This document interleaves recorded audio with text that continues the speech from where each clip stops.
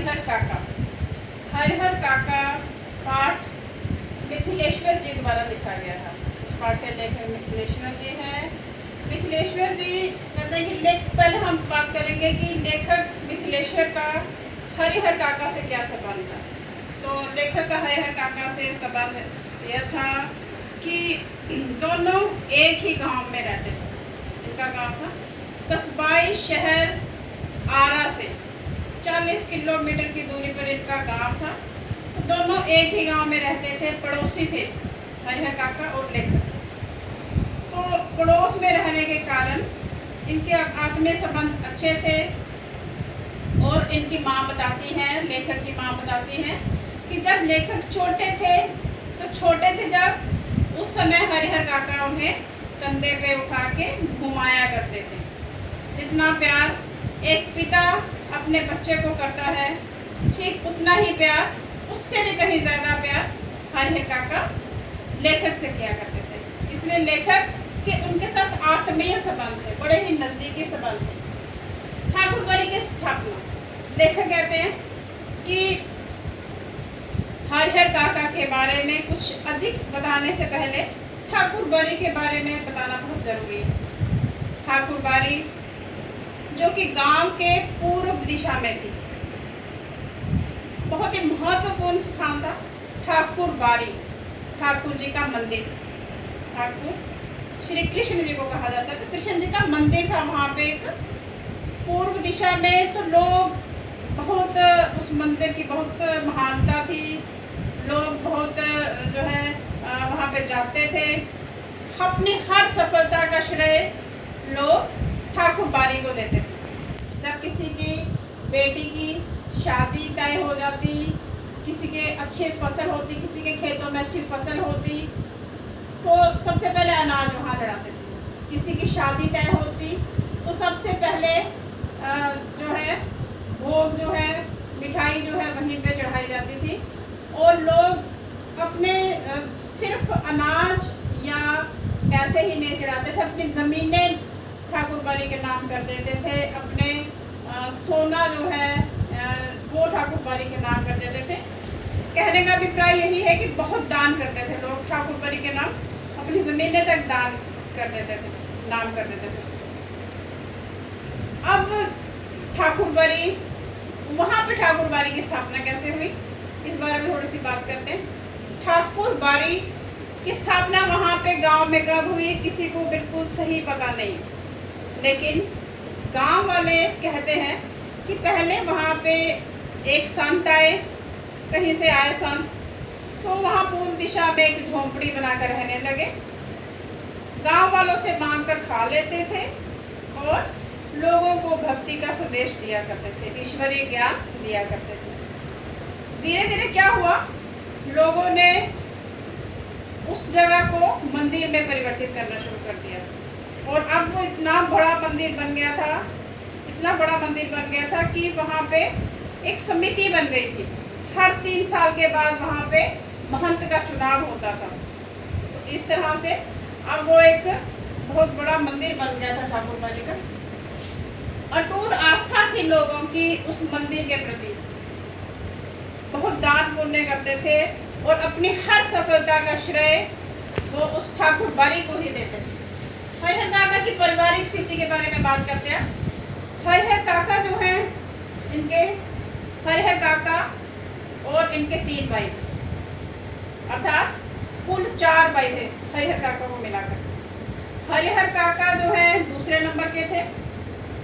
एक भाई इनसे बड़े थे, एक इनसे छोटे थे, वो एक जो है वो सबसे छोटा भाई, अर्थात इनको मिला के 4 भाई थे। लेकिन तीनों, इनके अलावा जो 3 भाई थे, तीनों की पत्नियां थी, बच्चे थे। लेकिन हरिहर काका की 2 बार शादी हुई। पहली बार भी उनकी पत्नी का देहांत हो गया, दूसरी पत्नी का भी देहांत हो गया और दोनों ही पत्नियां जो है वो निसंतान मर गई। अब हरिहर काका ने शादी का निश्चय नहीं किया। उन्होंने सोचा कि अब मैं शादी नहीं करूँगा, अब मैं अपने भाइयों के साथ ही रहूँगा। बच्चा कोई भी नहीं था हरिहर काका का, लेकिन उनके तीनों भाइयों का के घर में बच्चे थे। इनसे जो एक भाई बड़ा था उसका तो एक बेटा एक शादीशुदा था, जो उनसे एक छोटा था, वो भी अर्थात ये दूसरे नंबर के थे हरिहर काका। बड़े वाले के घर में भी एक बेटे की शादी हो गई थी और उससे छोटे वाले के घर में भी शादी हो गई थी, इनसे छोटे वाले से। तो बाकियों के बच्चे क्या छोटे थे। कहने का अभिप्राय ये है कि घर में 5 महिलाएं थी।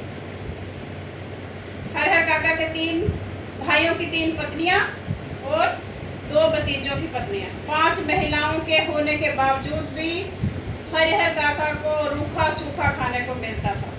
कोई उनको अच्छे से खाना भी नहीं देता था। जो बचा खुचा खाना होता था वो नहीं मिलता था। तो अब क्या हुआ, थोड़ा बहुत इनको पूछ रहे थे। तो क्यों पूछ रहे थे? क्योंकि इनके नाम 15 बीघे जमीन थी। इन चारों भाइयों की कुल जमीन थी 60 बीघे।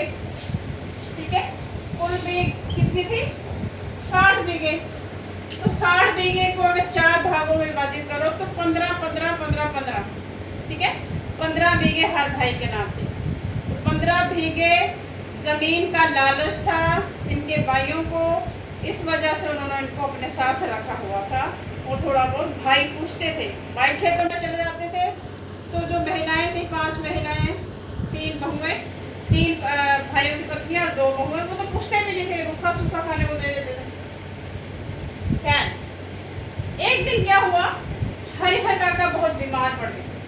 बीमार थे, बीमारी की हालत में तो उनको किसी ने पूछने तक नहीं आता था, पानी तक पूछने के लिए नहीं आता था, इतनी बुरी हालत थी। लेकिन इनको पता चला, अब थोड़ी बीमारी से उठे थे, इनको पता चला कि आज भतीजा अर्थात भाई का जो बेटा है, भतीजा है, जो शहर में नौकरी करता है, लड़की का काम करता था वहाँ पे, तो उसका एक मित्र घर में आने वाला है। तो हरिहर काका ने सोचा शुक्र है भगवान का, आज अच्छे अच्छे व्यंजन खाने को मिलेंगे।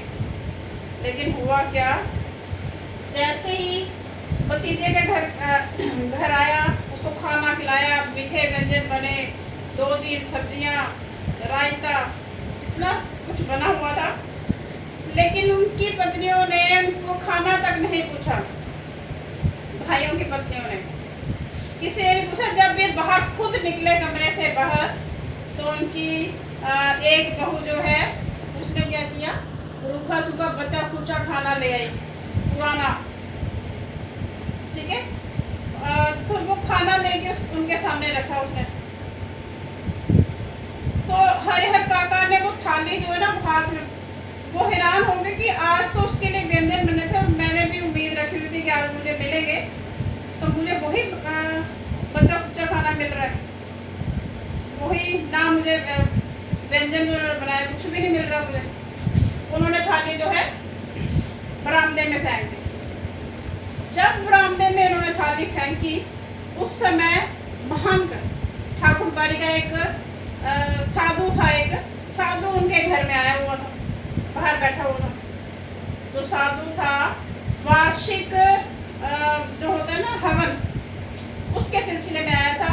लोगों से अनाज और सामग्री चंदा इकट्ठा कर रहा था, क्योंकि उन्होंने हवन करना था ठाकुर बारी में। तो जब हरिहर काका ने इस तरह थाली फेंकी, तो सभी आवाज़ जो है गूंज पड़ी। गांव छोटा सा गांव होता है, पता तो चलता ही लोगों को, 2,500-3 हज़ार की आबादी थी वहाँ। तो ठाकुर बारी का जो संत था, उसने सब देख लिया। उसने ये सारी खबर जाके महंत को बता दी, ठाकुर बारी के महंत को, कि ऐसे ऐसे उसके साथ हुआ है। ठाकुर बारी के महंत ने क्या किया, उसने चादर ओढ़ी अपनी राम राम की, तो निकल पड़ा इनके पास हरिहर काका को लेने। हरिहर काका के घर पहुंचने वाला था कि रास्ते में उसने देखा कि हरिहर काका जो है वो खेतों की तरफ जा रहे थे अपने भाइयों के पास उनको सुनाने के लिए। लेकिन महंत ने क्या किया, उनको रास्ते से ही कहा कि आप ठाकुर बारी चलो। तो ठाकुर बारी के महंत उन्हें हरिहर काका को अपने ठाकुर बारी में ले गए। अच्छा खाना खिलाया, 2-2, 3-3 व्यंजन, मिष्ठान, रायता। तो इतना अच्छा भोजन आज तक हरिहर काका ने किया ही नहीं था कभी। तो महंत ने उनको समझाया, उस उसने कहा कि ये संसार तो स्वार्थी है, अभी तो आपके नाम 15 बीघे ज़मीन है, आपके ही कमाई वो जो है वो खा रहे हैं। आपकी 15 बीघे ज़मीन से जो उपज आती है उसी से तो वो आप तो मुफ्त में नहीं खा रहे हो, वो तो उनके घर में दे रहे हो आप, उसके बदले में आप तब भी आपकी पूछताछ नहीं हो रही उस घर में। रिश्तों की अहमियत ख़त्म हो गई, समाज में स्वार्थी हो गए हैं रिश्तेदार, खून नहीं रहा। तो महंत ने कहा कि आप ऐसा कीजिए, आप ठाकुर बारी के नाम अपनी ज़मीन लिख दीजिए, तो आपको जीते जी भी आपका जीवन अच्छी तरह निकल जाएगा, आपको यहाँ पे अच्छा भोजन मिलेगा खाने के लिए, और मरने के बाद भी सीधा आप बैकुंठ में जाएंगे। बैकुंठ होता है स्वर्ग, आप सीधा स्वर्ग में जाएंगे, और हम ठाकुर जी के साथ साथ आपकी भी आरती किया करेंगे। तो ये सब वो समझाते हैं। जो हरिहर काका होते हैं वो भी इस बात पे थोड़ा विचार करते हैं।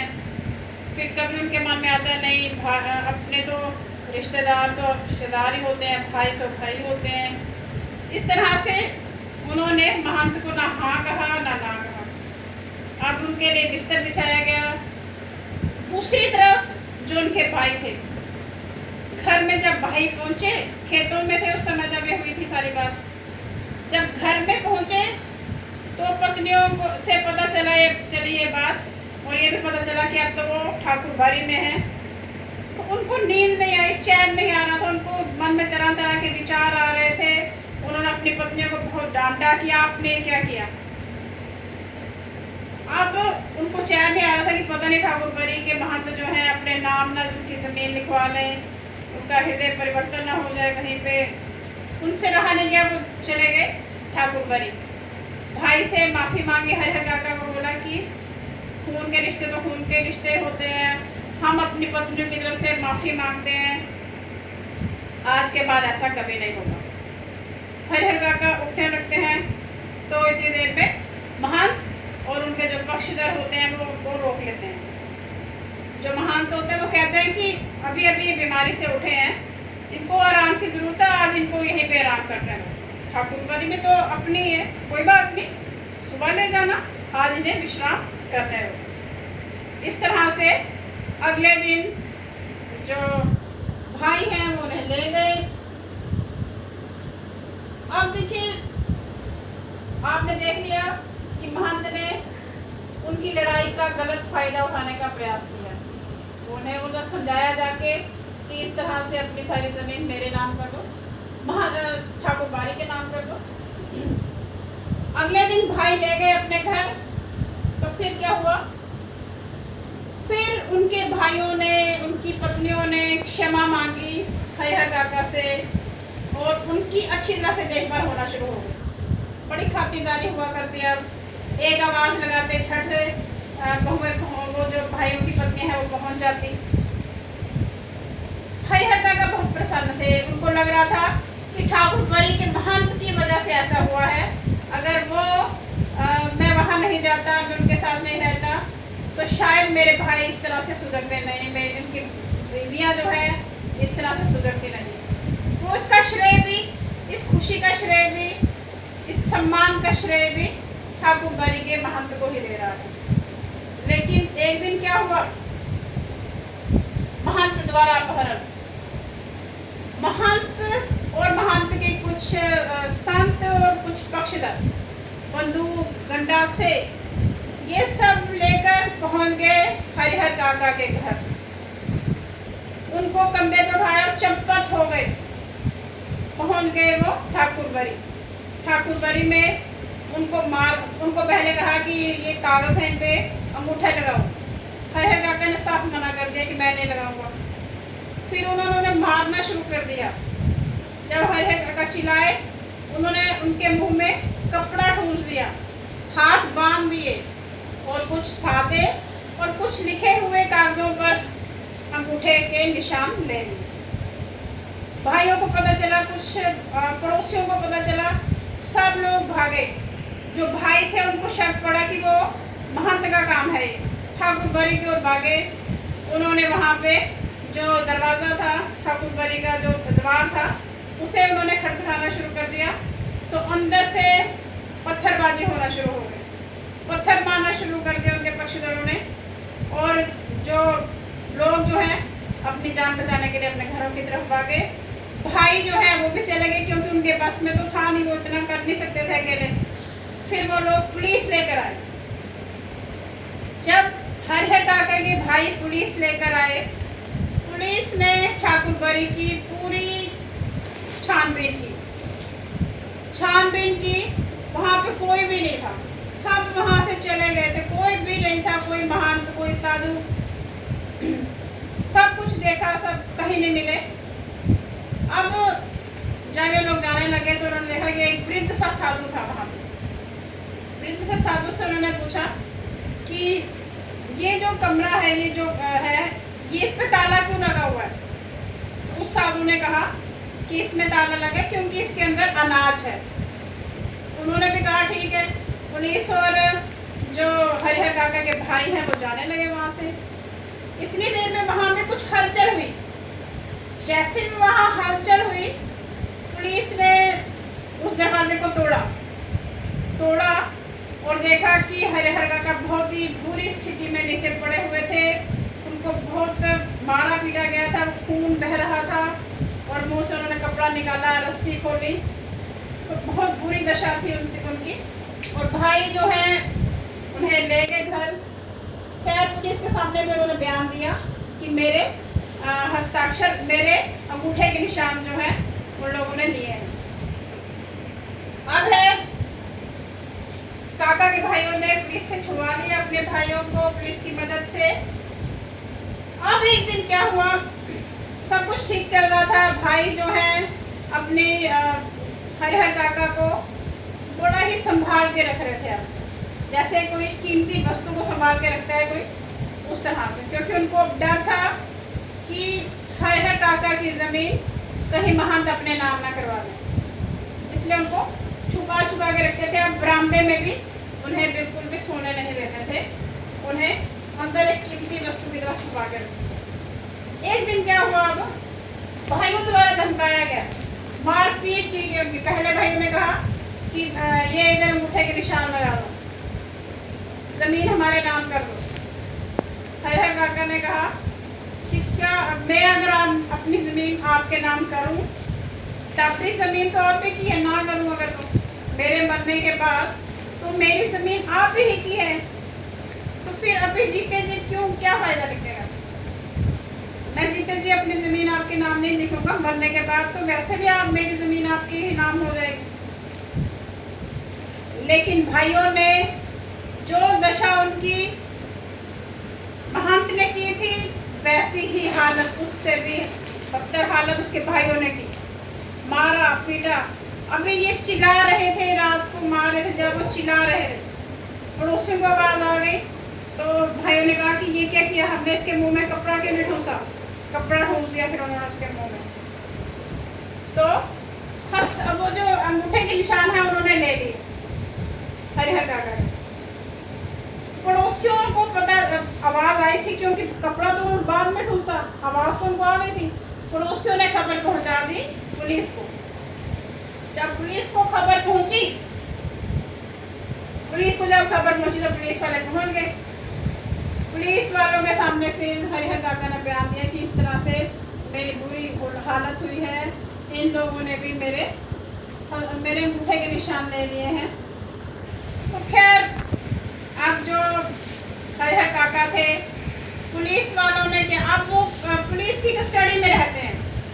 3 पुलिस कर्मचारी जो हैं उनकी सुरक्षा के लिए तैनात कर दिए गए, और एक नौकर भी उन्होंने रख लिया जो उनकी पूरी देखभाल करता था और खाना बनाता था। इस तरह पुलिस कर्मचारी जो हैं वो भी उनके खाने पर जो है पल रहे थे, अब उनके खर्चे पर मौज कर रहे थे, ठीक है ना। उनकी सुरक्षा के लिए 3 पुलिस कर्मचारी और एक नौकर रख दिया गया। इस तरह से इनका विश्वास उठ गया था, रिश्ते नातों से, ठाकुर बाड़ी से, हर चीज़ से इनका विश्वास उठ गया था, गुमसुम पड़े रहते थे। लेकिन गांव के कुछ विभिन्न वर्गों द्वारा चर्चा, गांव के जो विभिन्न वर्ग के लोग थे, आजकल बस यही चर्चा का विषय बन गया था सभी के बीच। कुछ लोग कहते थे कि जो हरिहर काका हैं ये शायद अपनी ज़मीन जो है महंत के नाम कर देंगे, इनको महंत के नाम कर देनी चाहिए। कुछ लोग ऐसे थे वो कहते थे नहीं, इनको अपनी ज़मीन अपने भाइयों के नाम करनी चाहिए, अपने तो अपने ही होते हैं। इस तरह से विभिन्न वर्ग के लोग जो हैं अपनी अपनी जो है चर्चा किया करते, हर जगह लोग इसी विषय पर चर्चा किया करते।